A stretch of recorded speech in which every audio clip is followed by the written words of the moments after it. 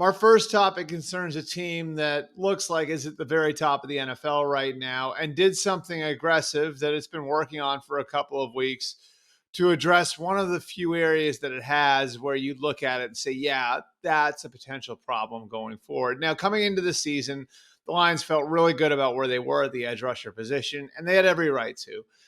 The second overall pick in the 2022 draft, Aiden Hutchinson, was heading into his third year. They really felt like he was about to really hit his stride as an NFL player, and that played out before he was hurt against the Cowboys. And his injury against the Cowboys sent them into, basically search mode. Figure out what we have on the roster, then figure out what's out there for us in the market, and proceed. Now, the first piece of this, of course, is Hutchinson himself.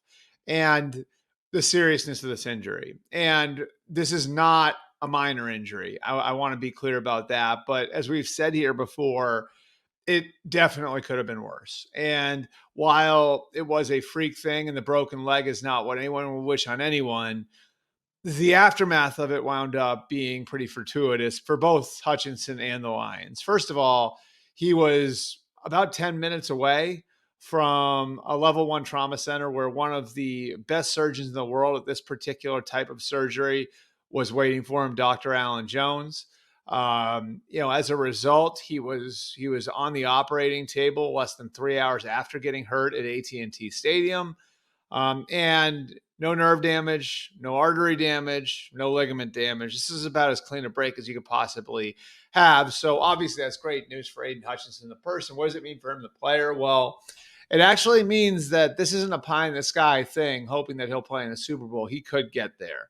And so that's a piece of context that's important here, is that they feel like even if he can't make it back for the Super Bowl, this is not going to have any sort of long-term effect for him. He's going to have a full offseason in 2025. They intend to go in and try to get a contract extension done with him after the season when he'll first be eligible for one.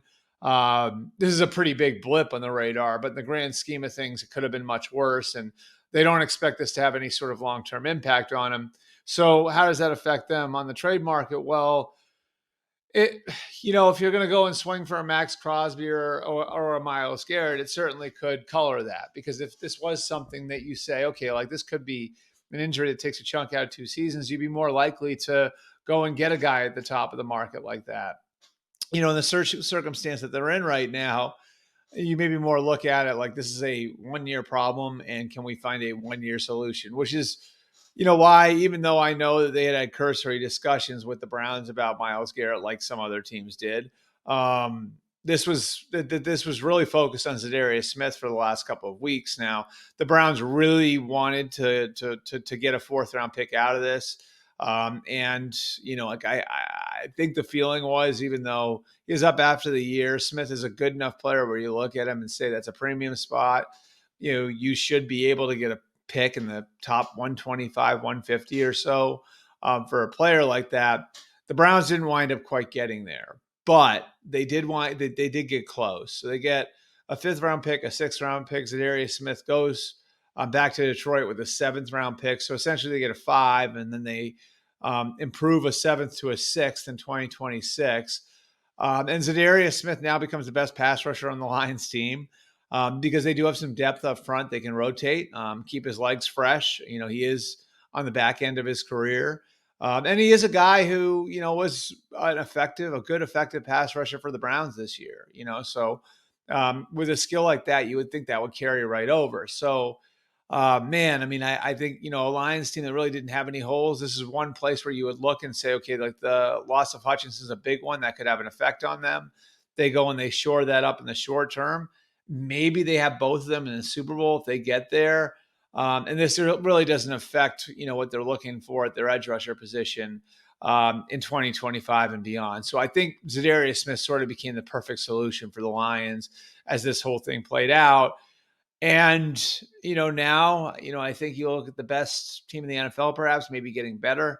Just as far as what they gave up, those 4th and 5th-round picks, first of all, the 5th-round pick, they still have 6 months to replace it, and that 6th-round pick, that 6th-round pick that becomes a 7, they have a year and a half to replace that pick, And in that range of the draft, based on where they are from a roster standpoint, guys like that may not even make their team right now, which is part of, again, the context of the whole thing. So love what the Lions did. I think it was the sort of move that they needed to make just to give themselves a little bit extra in that area of pass rush. And they should be in a good spot now, here going forward. As impressive as anybody's been. And the Chiefs, of course, are the Chiefs. Like, they've scratched and clawed and found a way to win. And, until someone knocks them off, they remain the kings of the NFL. But just, I don't, as far as the eye test goes, I don't know that anybody's passed it like the Lions have over the last month or so.